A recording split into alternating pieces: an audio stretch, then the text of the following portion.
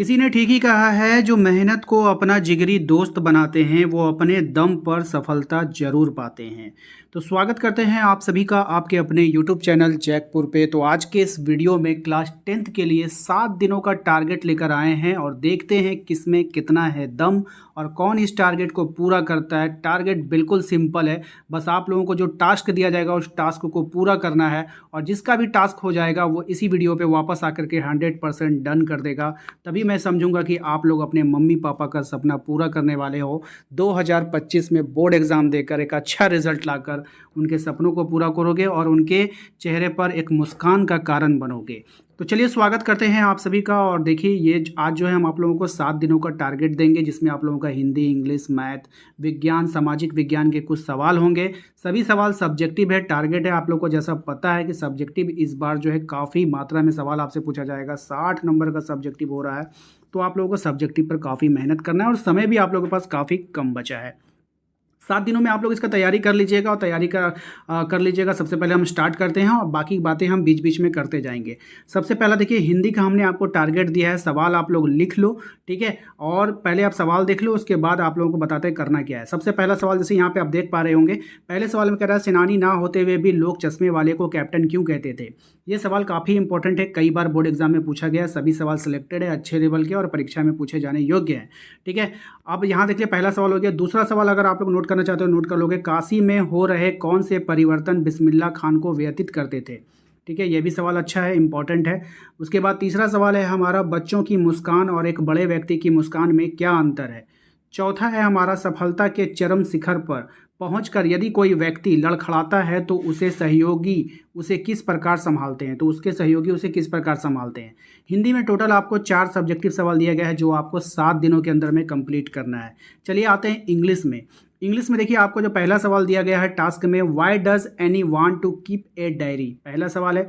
दूसरा टास्क है आपका, what was Wally's favourite pastime, और तीसरा आपका जो है वो है, who won the drawing contest.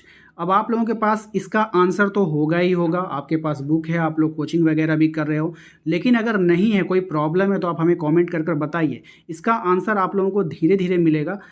कोशिश करूंगा मैं जो टफ आंसर सब है वो सब मेरे सेकंड चैनल पे, हमारा सेकंड चैनल है जैकपुर फाइंस, ठीक है, याद रखिएगा, उस पर अपलोड हो रहा है वीडियो, ठीक है। तो आप लोग उस वाले चैनल पे चले जाइएगा, उस चैनल का लिंक हमने वीडियो के डिस्क्रिप्शन में डाल दिया है, ठीक है। तो उस चैनल पे चले जाइएगा, वहाँ पर जो है हम इसका आंसर डालने का कोशिश करेंगे। वैसे जिसके पास आंसर है तो आप लोग अपने अपने आंसर्स को उसमें तैयारी करते जाइएगा, ठीक है, रुकिएगा नहीं। तो इंग्लिश में मैंने टोटल 3 ही क्वेश्चन दिया है आप लोगों को और आप लोगों को 7 दिनों के अंदर इसको कंप्लीट कर लेना है।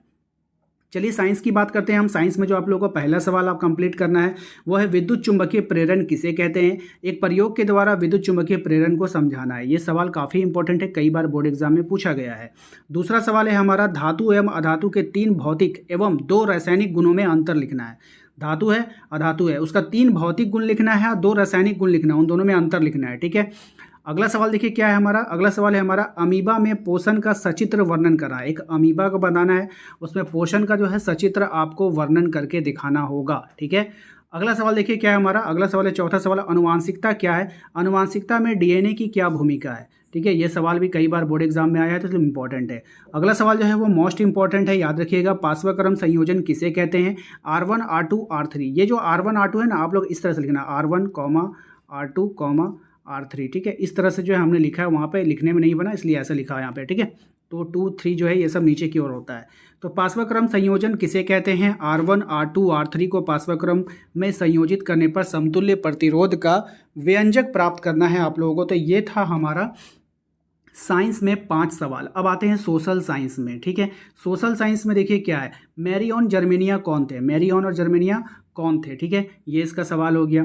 सत्याग्रह के विचार का क्या मतलब है, दूसरा सवाल है। ये सब आंसर अगर आपके पास है तो अच्छी बात है, अगर आपके पास आंसर नहीं है तो इन सभी का आंसर मेरे सेकंड वाले चैनल पे अपलोड होगा।